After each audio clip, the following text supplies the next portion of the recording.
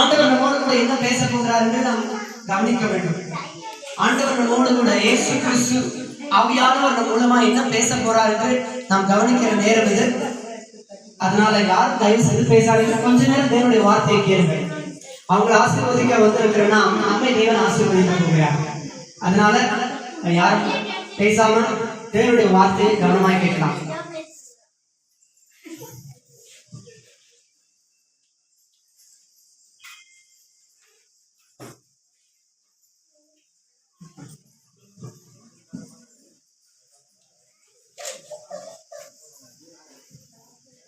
ஆண்டவர் நம்மோடு கூட பேசட்டும். பரிசுத்த ஆவியானவர் நம்மோடு கூட இடைபெறட்டும். ஆண்டவர் சொல்லுகிற ஒரு வார்த்தையும் வீணாய் போகாது.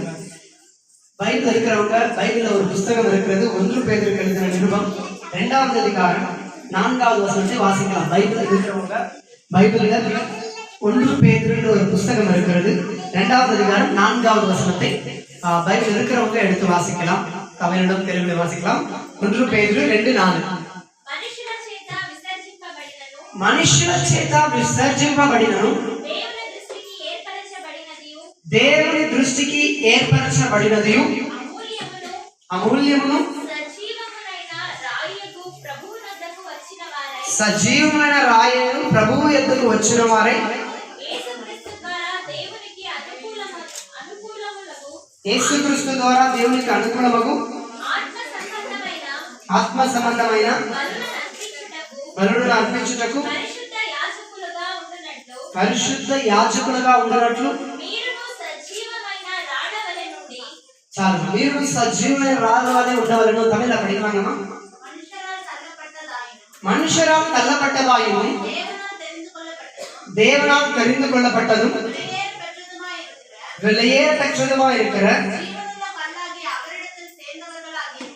போதுமா ஜீவனுள்ள கல்லாகிய அவரிடத்தில் சேர்ந்தவர்களாகிய நீங்களும் என்று எழுதியிருக்கிறது.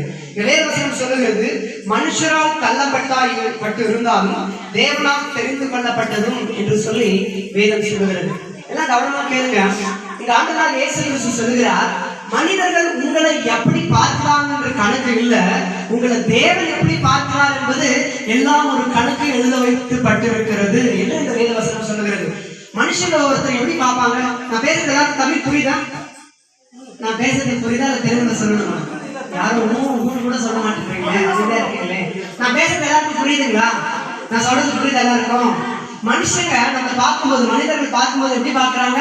நல்லா ட்ரெஸ் பண்ணிருக்காங்களா, நீட்டா ட்ரெஸ் பண்ணிருக்காங்களா, இவங்களுக்கு காசு எவ்வளவு இருக்கு, பணம் எவ்வளவு இருக்கு, நகை வச்சிருக்காங்களா, கார் வச்சிருக்காங்களா.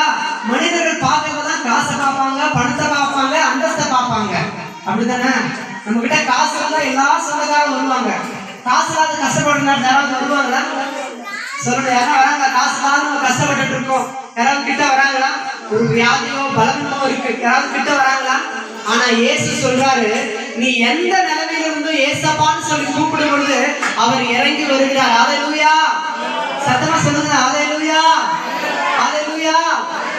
நாம் எந்த நிலைமையில இருந்தாலும் ஏசப்பான்னு சொல்லி கூப்பிடும் பொழுது நமக்கு கஷ்டமா இருந்தாலும், வியாதியா இருந்தாலும், பலவீனமா இருந்தாலும், கண்ணீரா இருந்தாலும், மனிதர்களெல்லாம் ஒதுக்கி வச்சிருந்தாலும் இயேசுவே அந்த நாமத்தை, அந்த இயேசு அந்த பெயரை சொல்ல கூப்பிடும் பொழுது அவ்வளவு வல்லமை இருக்குது. அதுதான் இந்த வேதவசனம் சொல்லுகிறது. மனிதர்கள் எல்லாம் உங்களை தள்ளி இருக்கலாம், ஆண்டவர் உங்களை தெரிஞ்சுக்கணும், ஏசப்பா உங்களை தெரிஞ்சுக்கணும், அற்புதமா உங்களை நடத்த முடியும். ஹல்லேலூயா! சத்தமா சொல்லுங்க, ஹல்லேலூயா! உட்கார்ந்து இருக்கிற மணமகன் சகோதரர் ராஜேந்திரன் அவர்களும் மோனிஷா அவர்களும் திருமணம் நடக்கணும்னு யாருமே நினைச்சு பார்க்கல. ஒரு 5 வருஷத்துக்கு முன்னாடி திருமணம் நடக்கணும்னு நினைச்சு பார்த்துருக்கீங்களா? சகோதரர் ராஜேந்திரன் கல்யாணம் நடக்கணும், உட்கார்ந்து சொல்லுங்க, கல்யாணம் நடக்கணும்னு நினைச்சு பாத்தீங்களா? மோனிஷா சகோதரி, நீங்க ஒரு 10 வருஷத்துக்கு முன்னாடி இந்த கல்யாணம் நடக்கணும் யாருமே நினைச்சு பார்க்கல.